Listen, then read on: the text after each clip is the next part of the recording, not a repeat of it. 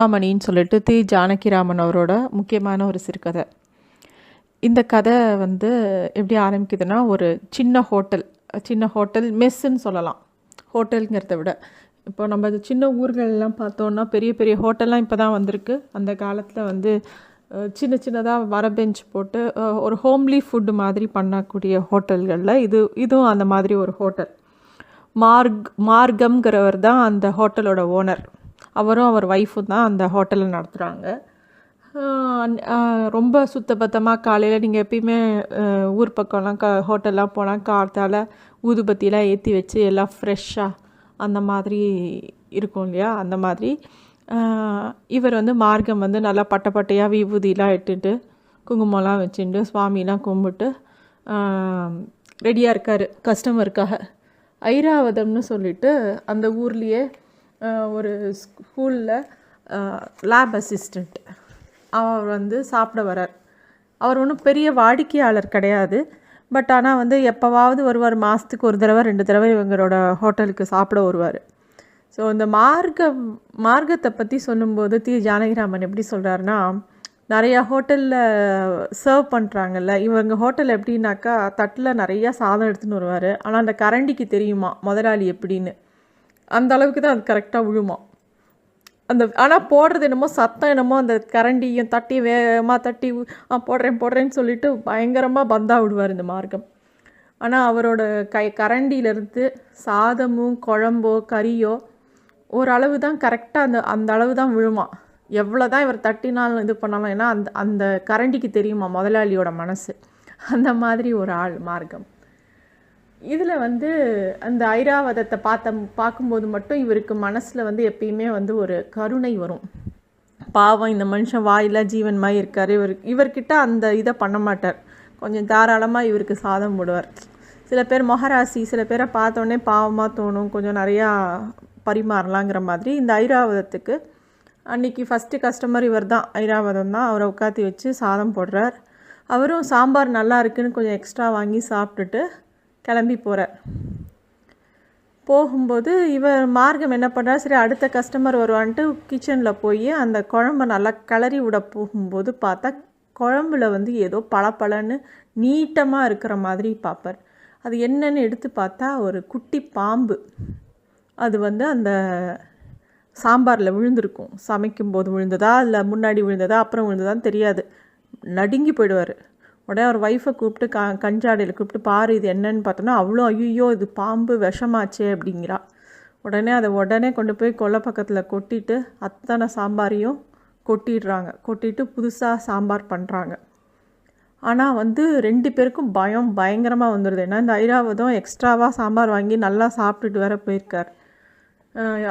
அவருக்கு ஏதாவது ஆகி இவங்க கடையில் சாப்பிட்டதுனால தான் அவருக்கு உடம்புக்கு வந்ததுன்னு ஏதாவது பிரச்சனை வந்துடுதுன்னா என்ன பண்ணுறது? இத்தனை நாள் கட்டி காத்த பேர் புகழ் எல்லாமே போயிருமே, இந்த வியாபாரமே படுத்துருமே, யார் இனிமேல் நம்ம கடைக்கு சாப்பிடுவோன்னு 2 பேரும் பல விஷயத்தை நினச்சி கவலைப்பட்டு பயந்துடுவாங்க. உடனே என்ன பண்ணுவார் ஐராவதம், சுவாமி மடத்துக்கு முன்னாடி போய் நின்றுட்டு, என்னோடய பேர் என் கடை பேரெலாம் கெட்டு போகக்கூடாது, நான் உனக்கு ஒரு கண்டாமணி, அதாவது கோவிலில் பெரிய மணி வாங்கி நான் கட்டுறேன், 5 பொன்னில் வாங்கி உனக்கு செஞ்சு வைக்கிறேன் கோவிலில், தயவுசெய்து என்னை காட்டி கொடுத்துடாத அப்படி இப்படின்னு என்னெல்லாமோ சொல்லி வேண்டிக்கிறாரு. இப்படி சொல்லவும் அன்றைக்கி ராத்திரி ஃபுல்லாக அவருக்கு தூக்கமே வரல. அவருக்கும் தூக்கம் வரல, அவர் ஒய்ஃப்க்கும் தூக்கம் வரல. இவங்களுக்கு 2-3 குழந்தைங்க, பையன் பொண்ணு எல்லாம் ஒரு மாதிரி. பொண்ணுக்கு கல்யாணம் பண்ணி கொடுத்துட்டாரு, பையனும் வேறு வேலையில் இருக்கான். கடைசியாக ஒரு சின்ன குழந்தை மட்டும்தான் இவரோட இருக்குது.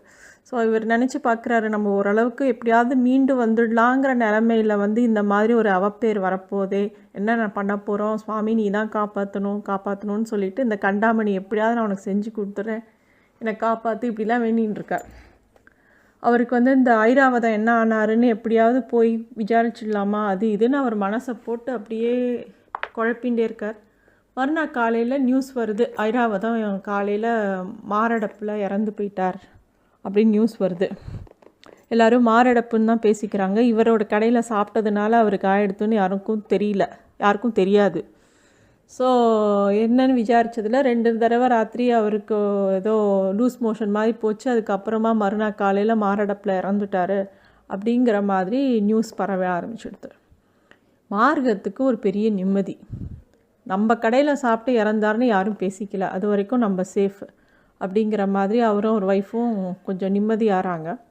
உடனே இவர் வந்து ஐம்பொன்னில் இவர் எவ்வளோ தான் கஞ்சனாக இருந்தால் கூட, சாதம் போடக்கூட யோசித்தா கூட, இந்த சுவாமிக்கு வேண்டின்றதை மறக்காமல் கரெக்டாக கண்டாமணி பெருசாக பண்ணிடுறார்.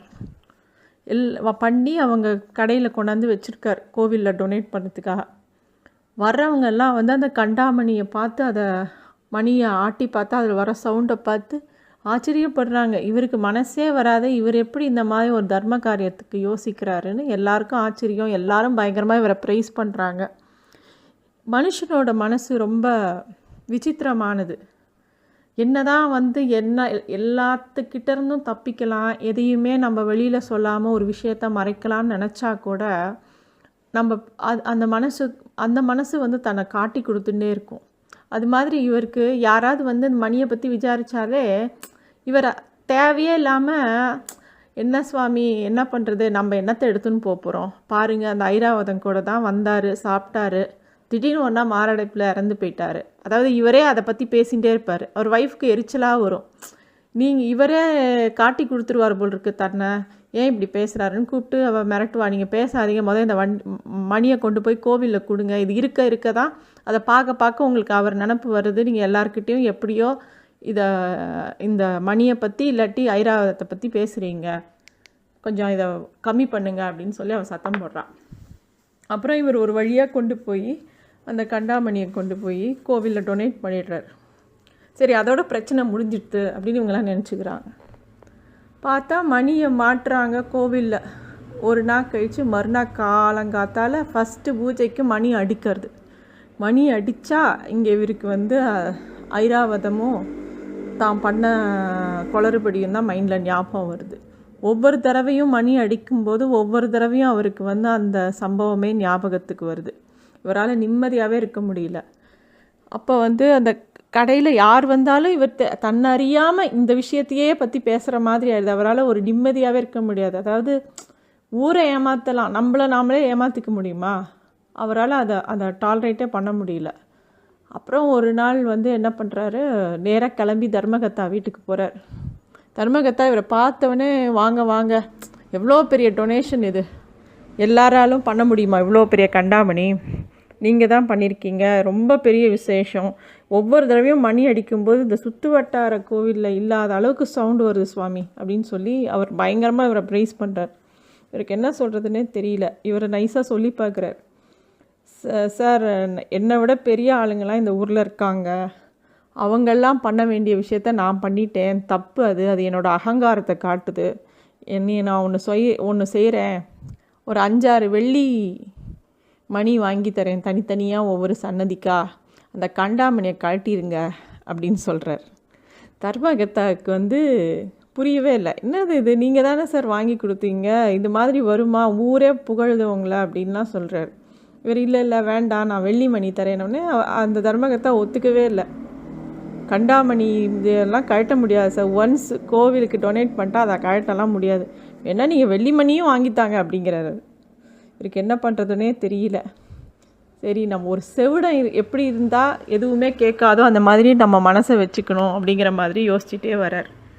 ஸோ கடைசி வரைக்கும் அந்த கண்டாமணி அவர் பண்ண தப்பையோ அவரோட குற்ற உணர்ச்சியை தூண்டிக்கிட்டே இருக்குது.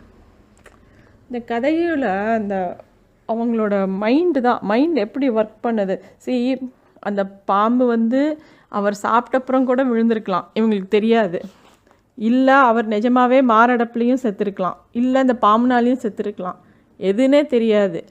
ஆனால் அந்த ஒரு குற்ற உணர்வு வந்து அவரை போட்டு அலக்கழிக்கிறது வந்து ரொம்ப ஜாஸ்தி. ஸோ இந்த கதை ரொம்ப ஒரு வாசிக்க வேண்டிய கதை. தேங்க்யூ.